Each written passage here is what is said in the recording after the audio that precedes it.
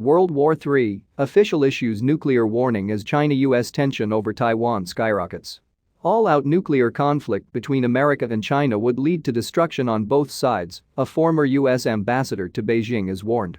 Rui Xiaojian, former US ambassador, warned against the dangers of a US-China nuclear war. He discussed the issue during an online talk with the Washington think tank Woodrow Wilson Center. According to Taiwanese media United Daily News, Mr. Xiaojian worked in the U.S. State Department for 45 years. He served as the U.S. ambassador to Singapore, China and Indonesia.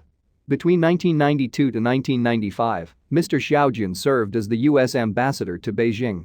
The former official highlighted how the consequences of a full-scale military conflict between the U.S. and China are as unimaginable as the conflict between the U.S. and the Soviet Union that year, Taiwanese media reported. He said this is because an all-out conflict would lead to mutual destruction. Mr. Xiaojian added how America learned to avoid nuclear confrontation during the Cold War. But he added how the lessons from the Cold War have now been forgotten. He predicted that Washington and Beijing will have military confrontation over disputes involving Taiwan. China has claimed sovereignty over the whole of Taiwan, a democracy of around 24 million people. The two nations have been governed separately for over 7 decades. However, Beijing has claimed ownership of Taiwan under its One China policy, which demands there is only one sovereign state under the name China. In January, China threatened to take Taiwan by force, warning independence means war. China has claimed sovereignty over the whole of Taiwan, a democracy of around 24 million people.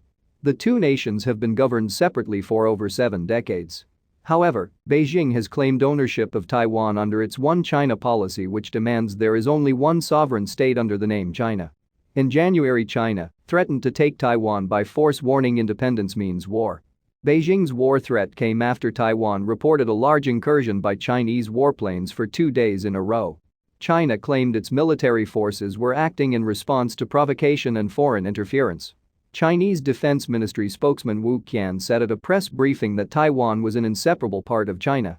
He said, "The military activities carried out by the Chinese People's Liberation Army in the Taiwan Strait are necessary actions to address the current security situation in the Taiwan Strait and to safeguard national sovereignty and security."